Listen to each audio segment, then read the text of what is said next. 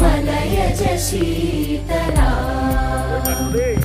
सस्य श्यामला मातरं वन्दे मातरम् शुभ्रज्योत्स्ना पुलकितयामिनी पुल्लकुसुम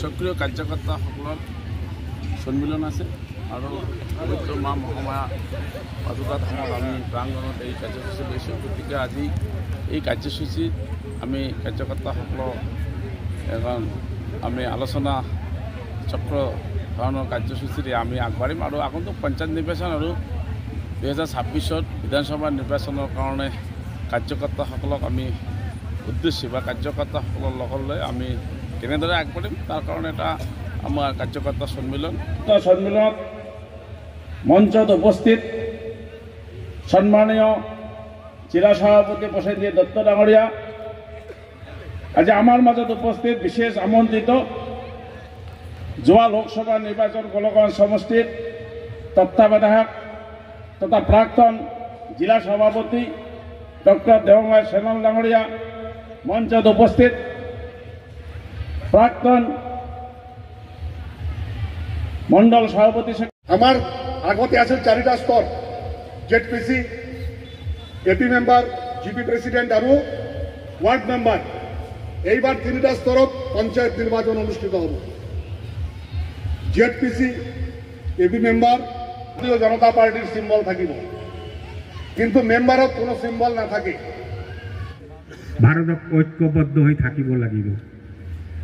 भारत एनेकुवा एटा राजनैतिक चिंताधारा राखिब लागिब য'ত ভাৰতীয় হিচাপে হিন্দু মুছলিম শিখ ইসাই আটাইকেইজনে গৰ্ববোধ কৰে আৰু ভাৰত অগ্ৰাধিকাৰ পাব লাগে, বেলেগ কোনো কথা নাই।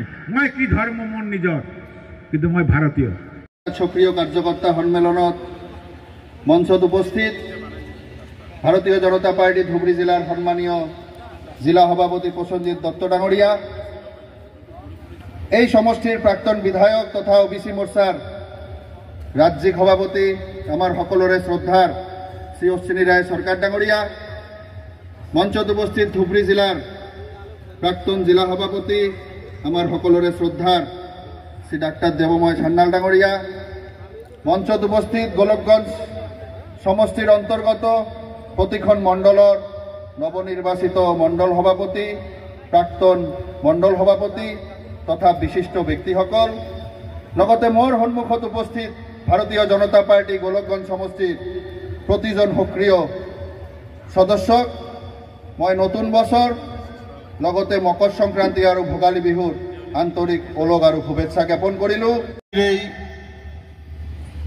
গোলকগঞ্জ সমষ্টি ভিত্তিক সক্ৰিয় সদস্যতা অভিযানৰ বিশেষ সভাৰ ধুবুৰী জিলাৰ শ্ৰদ্ধাৰ সভাপতি মহোদয়, গোলকগঞ্জ সমষ্টিৰ প্ৰাক্তন বিধায়ক তথা ৰাজ্যিক সভাপতি অন্যান্য শ্ৰেণী মৰ্চাৰ সভাপতি শ্ৰদ্ধাৰ শ্ৰীযুত অশ্বিনী ৰায় সৰকাৰ মহোদয়, ভাৰতীয় জনতা পাৰ্টি ধুবুৰী জিলাৰ সাধারণ সম্পাদক। মাটির ঘাম মাটির তলে খাবে, তারপরে দাম দেবে এবং মেলা মাঝি আসি কাছে আমার দামে না।